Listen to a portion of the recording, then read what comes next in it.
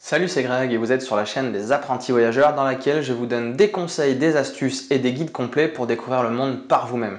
Aujourd'hui, on continue notre série de vidéos sur Madère et sur les plus belles randonnées qu'on peut faire sur cette île. Je vais vous parler de celle qui est peut-être la randonnée star de l'île et c'est celle du Pico de Ruivo. Avant de démarrer tout ça, pensez à vous abonner avec les boutons sous la vidéo et à cliquer sur la petite cloche pour activer les notifications et ne rater aucune des prochaines vidéos que je vais sortir. J'espère que vous êtes en forme parce qu'on part sur une des plus belles randonnées de l'île, mais aussi une qui fait partie des plus costauds. Allez, on y va!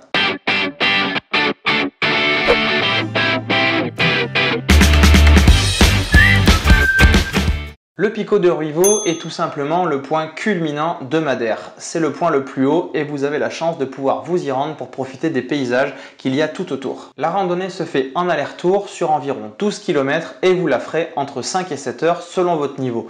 Comptez 7 heures, comme ça au moins vous vous pressez pas et vous pouvez surtout faire une belle pause pique-nique au milieu. Pour vous y rendre comme d'habitude, je vous conseille d'avoir votre véhicule personnel et d'arriver très tôt le matin, comme ça vous trouverez facilement une place sur le parking juste au départ de la randonnée et puis vous éviterez d'avoir sur le sentier une tonne de monde qui vient juste d'être posé par des bus énormes de toutes les compagnies de la ville de Funchal. Pour pouvoir trouver le départ de cette randonnée, c'est hyper simple. Si vous utilisez mon guide complet, vous avez également avec le fichier GPS sur lequel j'ai placé le point de départ qui se fait depuis le Pico do Arriero. Attention, je dois vous le dire, cette randonnée est difficile si vous voulez aller jusqu'au bout avant de revenir, car il y a beaucoup de montées et de descentes, beaucoup de dénivelé, mais elle vous donnera des paysages absolument incroyables et franchement, ça vaut le coup. Comme je vous le disais, cette randonnée va vous amener sur le point culminant de l'île, qui est le Pico de Ruivo, qui est à 1862 mètres d'altitude. Vous passerez aussi juste sous le Pico d'Astores, qui est le deuxième point le plus haut de l'île, à 1851 mètres.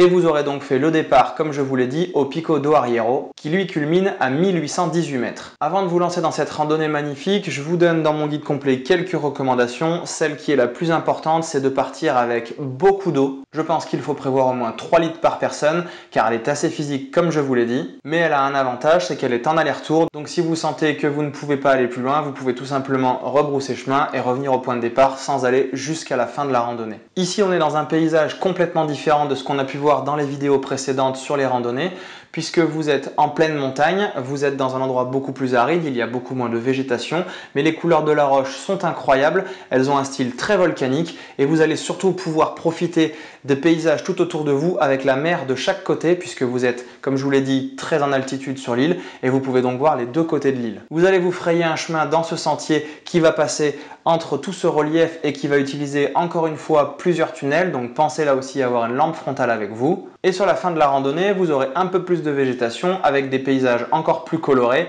et c'est d'autant plus agréable juste avant d'arriver au moment de la pause pique-nique. Alors cette pause pique-nique, je vous conseille de la faire au refuge qui est juste en dessous du point culminant de l'île. Et pour monter à ce point culminant, il vous reste quelques minutes d'ascension assez pentue pour pouvoir vous retrouver sur le point donc le plus haut de l'île et avoir une vue à 360 degrés tout autour de vous. C'est juste magnifique. Je vous mets quelques vidéos aussi pour avoir une bonne idée de ce à quoi vous attendre. Une chose est sûre, c'est que même si cette randonnée est physique, personne dans notre groupe n'a regretté de l'avoir faite. Quand vous aurez assez profité des paysages, il sera donc l'heure de prendre le retour direction le Pico do Arriero, là où vous avez laissé la voiture sur le parking ce matin en partant. Vous savez donc ce qui vous attend, pas mal de dénivelé, de montée et de descente, mais entouré d'un paysage absolument incroyable.